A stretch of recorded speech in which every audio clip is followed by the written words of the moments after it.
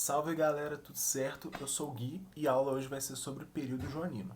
Talvez você possa estar achando a iluminação um pouco diferente, um pouco melhor, ou às vezes até pior, porque eu estou experimentando coisas para ver o que fica melhor para gravar os vídeos, tudo bem? Hoje a aula vai ser sobre o período joanino, acho que eu até já tinha falado antes, que foi um período que durou de 1808 até 1821. Por que chama período joanino? Porque o nome é muito autoexplicativo, foi o período onde o Dom João VI veio para o Brasil e teve o período joanino.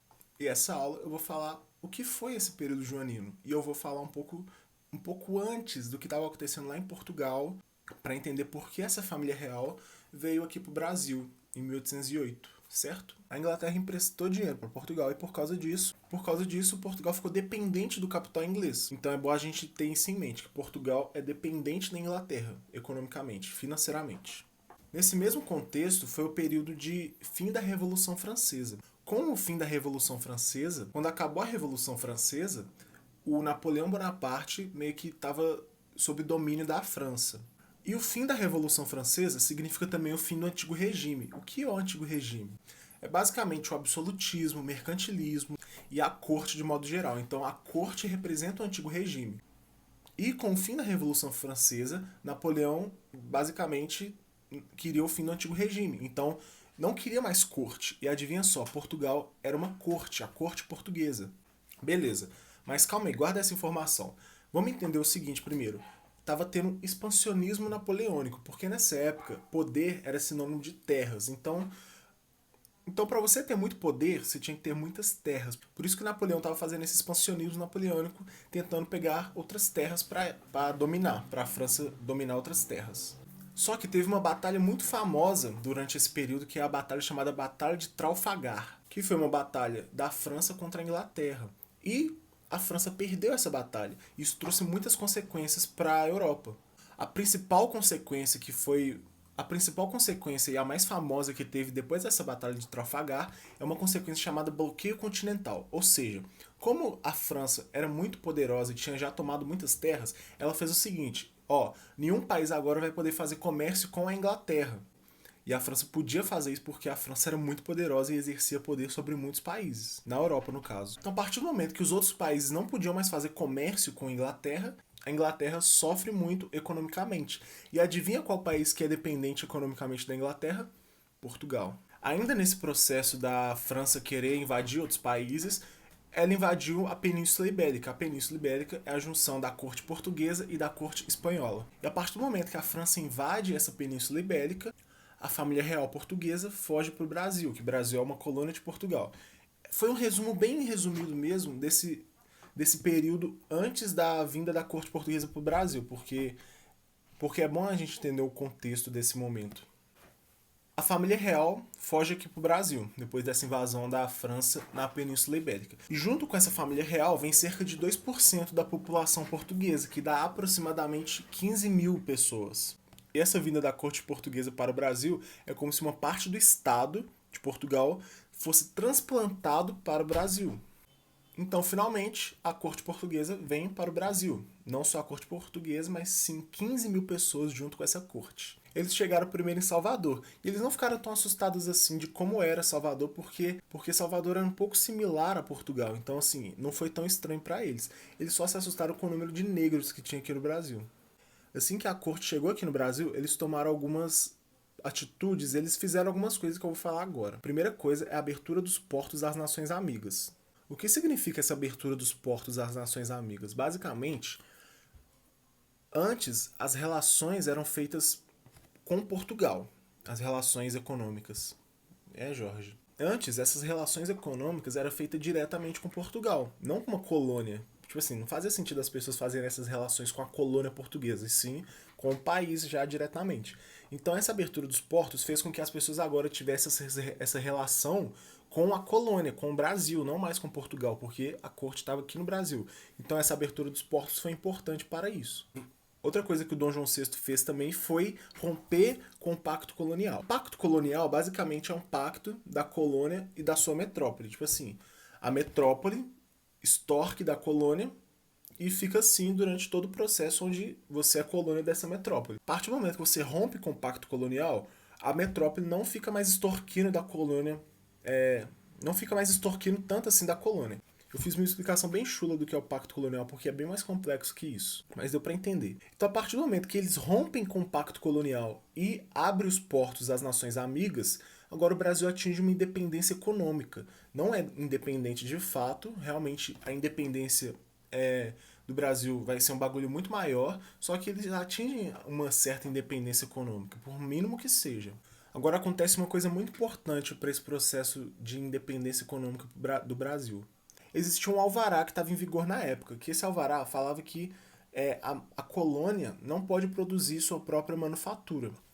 E acontece um alvará em 1808, que é conhecido como Alvará de 1808, que é um alvará que fala que agora as colônias podem produzir a sua própria manufatura.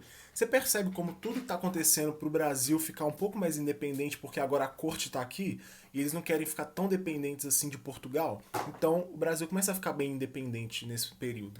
E esse alvará de 1808 foi muito importante para isso também. Agora, tiveram dois tratados que foram também muito importantes. De 1810, esses dois tratados. O Tratado de Aliança e Amizade basicamente é o seguinte: os ingleses teriam regalias jurídicas aqui no Brasil, porque você lembra que Portugal era dependente economicamente da Inglaterra, só que agora que a corte estava aqui no Brasil, meio que o Brasil seria dependente da Inglaterra? Então, os ingleses queriam algumas regalias jurídicas quando viessem para o Brasil. Outra coisa que trouxe esse Tratado de Aliança e Amizade é que eles queriam que a corte portuguesa se comprometesse em acabar com a escravidão aos poucos. E o Dom João VI falou, não, beleza, a gente vai acabar com a escravidão aos poucos. Em nenhum momento ele falou sobre o fim da escravidão aqui no Brasil. Esse tratado foi o Tratado de Comércio e Navegação, que também foi em 1810.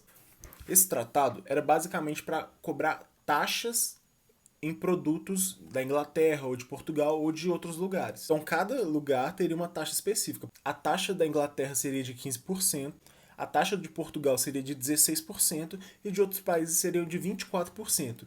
Olha que interessante o peso, a importância que a Inglaterra tem aqui para o Brasil, porque a taxa da Inglaterra era de 15% de Portugal, e Portugal, que era o país de origem da coroa, era de 16%, era maior do que da Inglaterra, então a Inglaterra era muito forte. Então Dom João VI já estava lá no Rio de Janeiro, e lembra que veio 15 mil pessoas junto com a corte portuguesa? E assim, não tinha onde esse povo ficar. Então começou um movimento chamado Movimento PR, que PR é chamado de Príncipe Regente, que era basicamente, eles pegavam a casa, que tinha os brasileiros lá, tiravam esses brasileiros da casa e colocavam os portugueses. Olha que retardadice. Tem até uma piada que dizem que esse movimento PR não era movimento Príncipe Regente, era movimento Põe-se na Rua. Que foi basicamente isso que aconteceu. Outras transformações que fizeram no Rio de Janeiro, no Brasil de modo geral, mas principalmente no Rio de Janeiro, foi Biblioteca Real e Teatro Real, Jardim Botânico, Imprensa Régia, Banco do Brasil, Polícia Militar e o Corpo de Bombeiros, Academia Belas Artes e criou duas faculdades de medicina, uma na Bahia e outra no Rio de Janeiro. Então, gente, estava acontecendo isso tudo, só que na Europa as coisas continuaram acontecendo. As coisas começaram a desandar na Europa, porque acabou o período napoleônico. E o que quer dizer o fim do período napoleônico? Quer dizer que as pessoas agora iriam querer a volta do antigo regime, porque o napoleonismo, não sei nem se eu posso chamar assim, não sei nem se existe esse termo, era a favor do fim do antigo regime, e a partir do momento que acaba a era napoleônica, eles querem de volta o antigo regime. Então aconteceu um congresso em 1815 chamado Congresso de Viena. Esse Congresso de Viena basicamente foi o seguinte: as potências vencedoras das guerras napoleônicas queriam a volta do antigo regime, que o antigo regime, como eu falei antes, é o mercantilismo, o absolutismo, a corte de modo geral. E uma dessas potências que venceram a Guerra Napoleônica é Portugal. E Portugal queria a volta do antigo regime, queria a corte de volta. Então, assim, a família de Bragança, que é a família da corte portuguesa, eram os reais detentores desse poder, dessa corte portuguesa em Portugal. Só que Bragança, a família de Bragança, estava aqui no Brasil. E o Dom João VI não queria voltar para Portugal, porque estava tudo bem aqui no Brasil. Para ele estava ótimo, ele amava o Brasil.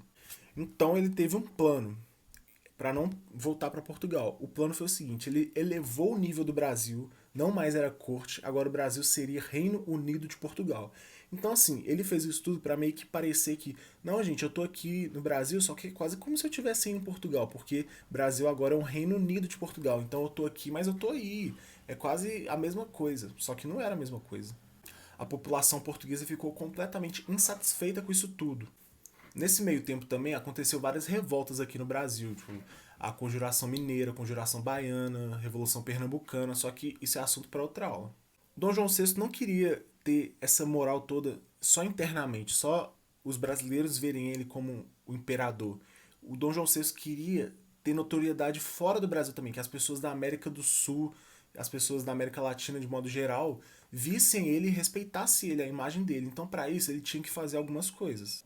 A primeira coisa que ele fez foi querer um revanchismo francês, porque a França basicamente que fez eles saírem de Portugal e para ele se mostrar, para ele se provar, ele fez esse revanchismo francês, também conhecido como Caiena, em 1809. Esse Caiena foi um revanchismo francês, porque agora a França estava completamente destruída, a França não estava bem e ele viu isso como uma oportunidade de fazer esse revanchismo de fato. Outra coisa também é que ele queria se provar, só que para isso ele tinha que fazer o seguinte: ele tinha que conquistar o Rio da Prata, que ficava na Cisplatina, que hoje em dia é o Uruguai. E para conquistar esse Rio da Prata, ele alegou que não, eu só quero proteger meu filho e proteger minha esposa, nada mais. Só que na verdade ele queria se provar poderoso. E ele vai lá e conquista o Rio da Prata. Só que as coisas começam a ir de mal a pior, porque em Portugal a galera estava muito insatisfeita. A Maria Louca tinha morrido, que era a mãe do Dom João VI. E assim, Portugal estava em pedaços, então aconteceu essa Revolução Liberal do Porto, que era uma revolução que eles queriam o constitucionalismo. Os portugueses queriam que a Constituição fosse reformulada e que o príncipe voltasse para Portugal. Nessa nova Constituição, os portugueses queriam basicamente que o poder do rei fosse limitado. Não que ele deixasse de existir, porque eles eram a favor do antigo regime que falava sobre a corte e esse absolutismo. Mas eles queriam que o poder do rei fosse um pouco menor do que era normalmente. No meio dessa revolução toda, pressão desses portugueses para com a família real volta para Portugal em 1821. Nessa mesma época, existiam 3 partidos e cada um deles queria uma coisa diferente. Um partido chamado Partido Português queria que a família real voltasse para Portugal. Todo mundo, Dom Pedro, Dom João VI, todo mundo, e que o Brasil se virasse, que assim, Brasil volta a ser corte de Portugal e tudo volta a ser como era antes. Só que isso nunca ia acontecer. O outro partido é o Partido Brasileiro, que era o partido que falava assim, ó, volta, Dom João VI, volta para Portugal e deixa seu filho aqui para cuidar da gente. Que tal? E inclusive foi esse partido que prevaleceu depois. E tinha os democratas, que era um partido que queria que o Brasil fosse independente de fato. Eles não queriam saber da corte portuguesa aqui, não queria saber de nada que envolvia Portugal aqui no Brasil e queria que eles voltassem para Portugal e que o Brasil fosse um país independente. Então acontece o seguinte: Dom João VI e a corte volta para Portugal, só que ele deixa o filho dele aqui como príncipe regente. Ele não era imperador de fato nem nada disso. E esse período, inclusive, do momento que eles voltam para Portugal e o filho dele, o Pedro Alcântara, fica aqui no Brasil, é chamado de período regencial, até o momento onde ele declara a independência do Brasil. Só que os portugueses não estavam satisfeitos com isso ainda. Lembra lá do Partido Português, que eles queriam que todo mundo voltasse e que o Brasil voltasse a ser colônia? Então, os portugueses não iam desistir tão fácil disso tudo. Então os portugueses ficavam pressionando. Volta Dom Pedro, volta Dom Pedro, volta Dom Pedro, vem para Portugal logo, não fica aí. E acontece um grande dia, conhecido como Dia do Fico, que o nome é autoexplicativo, que foi o dia onde Dom Pedro I decidiu ficar aqui no Brasil. Faz sentido, dia do fico, eu fico, entendeu? É basicamente isso. Então esse dia do fico é o dia onde Dom Pedro I decide ficar e aí começa o processo de tornar o Brasil independente, que é o tema da próxima aula, e espero que vocês tenham gostado da aula de hoje. Se você gostou, deixa um like, se inscreva no canal, essas coisas todas, e é isso, até a próxima. Tchau!